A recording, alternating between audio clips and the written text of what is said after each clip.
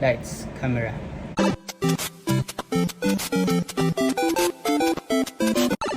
Hi guys! Welcome back to another episode of my series, which is a Chris TV series. It's been 2 months ata nung last upload ko, and I did my best para makapag-record ng video, pero sobrang busy ko talaga as a person. Busy ako as a person sa work, sa personal life, sa mga side hustles. Kumbaga, natambakan ako ng duties and tasks sa buhay ko. Pero gustong-gusto ko talaga mag-record ng video kasi ang dami nagtatanong sa akin or nagko-comment sa videos ko ng mga certain questions and mga ideas na gusto nilang makita sa videos ko, pero hindi ko magawa kasi sobrang busy ko. So yun, I'm so sorry for that. Finally, nakapag-video na ulit ako and nagkaroon na ako ng time kasi natapos na yung reviews ko ng mga previous na araw kasi nag-exam ako. So for today's episode, pag-uusapan natin yung application ko for Master of Science in Computer Science sa University of the Philippines, Diliman. So yun, story time muna tayo. Bakit nga ba ako nagkaroon ng intention mag-take ng master's degree? Before ako graduate nung undergraduate degree ko, which is Bachelor of Science in Computer Science, is nagkaroon na rin ako sa isip ko or pinlano ko na rin na mag-take ng masters after graduate or after graduation. Kasi unang-unang rason, feeling ko hindi pa ako ganun hindi pa ganun kalawak yung information na alam ko regarding computer science. And gusto kong mas mapalawak pa yung kaalaman ko. Parang nakukulangan pa ako sa mga natutunan ko nung college. Second reason is gusto kong mag-aral sa UP. Sabi ko sa sarili ko, kung magkakaroon ako ng chance na mag-aral or mag-masters, ang school na papasokan ko lang is UP and computer science lang din. Kasi unang-una mahal sa ibang schools, like sa Ateneo mahal, syempre sa Lasal mahal, and hindi ko kayang i-afford yun. Next na reason ko kung bakit ko gusto mag-masters is prerequisite or required kapag magtuturo ka sa college na may master's degree ka or you're taking masteral units.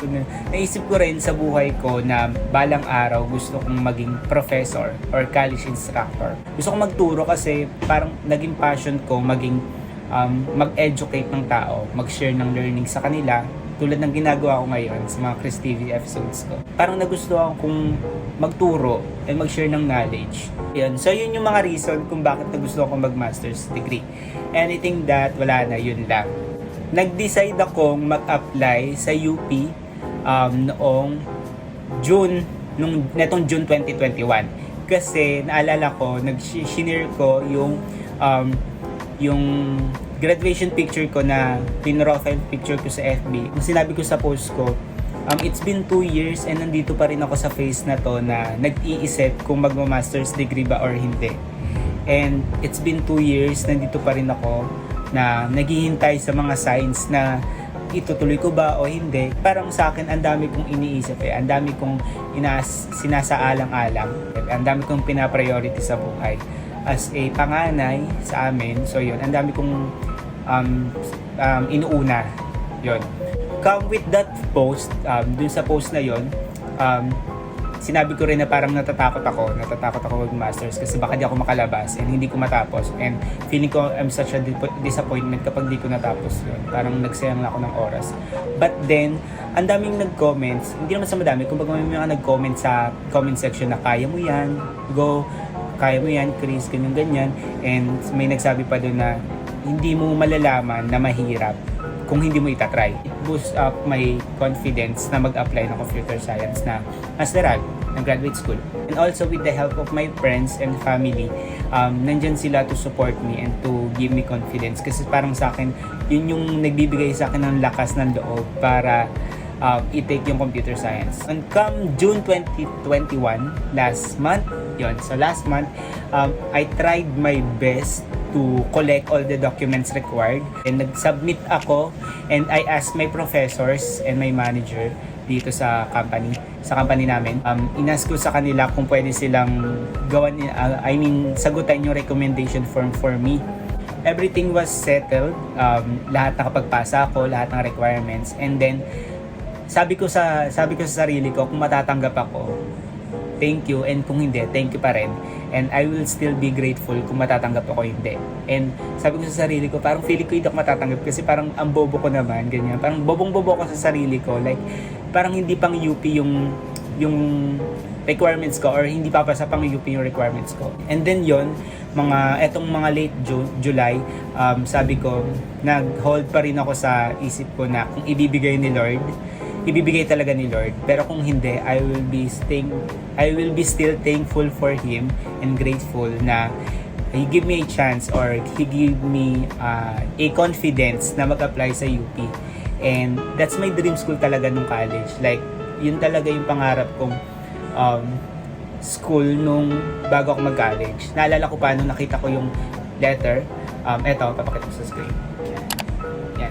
It's been 6 years nung nakita ko itong letter na to, na parang sinasabi na we regret to inform you that you are not qualified to any campus. Parang nasad ako na parang yung dream school ko hindi ko nakuha. But then, sabi rin sa akin ng mga panahon na yun na okay lang yung marami pa namang school dyan and hindi nagtatapos yung buhay mo and yung pag-aaral mo, yung dreams mo, kung hindi ka makapasa dito. Malay mo, may nakalaan talaga sa'yo. Then yon, after nun, etong mga July nga, tinanggap ko na hindi ako makakapasa kasi parang ang tagal ng message and nag-expect ako ng another, we regret to inform you that you didn't qualify to the master's degree for computer science. July 20, holiday, nasabay ako ng friend ko, nanonood kami ng movie, and biglang nag-pop yung email ng NGSE, National something ganon, basta NGSE dun sa UP, na nagsasabi na na-qualify daw ako, yon, na na-accept daw ako as a graduate student sa college nila, sa College of Engineering sa UP. And nakapasa nga ako, nakakatuwa. Nakapasa ako sa UP for Masters in Computer Science, yon. And ito yung acceptance letter na sinend sa akin. Ayan. Yan, nakalagay dyan, congratulations na natanggap daw ako and ina-accept nila ako sa college nila. So, parang sobrang sa akin, achievement na from parang glow up. Like, nung 6 years ago, sinasabi ko na hindi ako nakapasa sa UPCAT. And ngayon, for master's degree, nakapasa ako. Yes, that's what we need to celebrate. So, kaya ginawa ko ng vlog to, just to share to you guys na nakakatuwa, natuwa lang ako sa sarili ko na nakapasa ako. Pero parang para sa akin, I need to think pa rin. May mga challenges pa rin akong iniisip sa sarili ko na what if ganito, what if ganyan, what if ganito. And ayun, parang iniisip ko na baka hindi ako makalabas ng UP, madaling pumasok pero mahirap makalabas, and baka hindi ko magampanan yung mga roles ko, yung mga ginagawa ko sa buhay ngayon. Baka marami akong masakripisyo and marami akong maiwang time yon. But then I still believe sa mga taong nandyan para sa akin, sa mga taong nagchat, nagko-congrats, and hindi ko pa siya pinapost sa FB kasi ayoko pang kasi baka ma-jinx, baka mausog, ganun. Pero anyway, in God's grace and in God's will, kahit anong mangyari, kung itutuloy ko man to, sana gabayan ako ni Jesus hanggang sa matapos to. And yon, sana patuloy pa rin akong magawa lahat ng responsibilities ko. Sana bigyan niyo pa ako ng lakas and enough na sipag and tiyaga sa lahat ng gagawin ko sa buhay.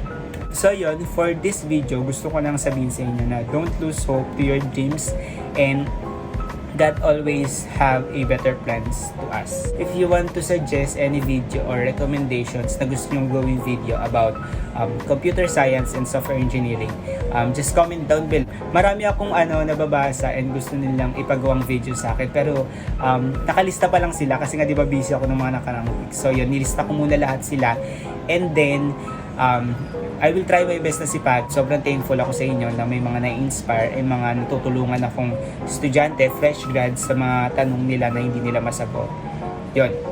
If you like this video, just click the like button, and also, kung gusto mo, just click the subscribe button para ma-update ka lagi kapag mag-upload na ako ng video, and click the notification bell, yun nga, para ma-update.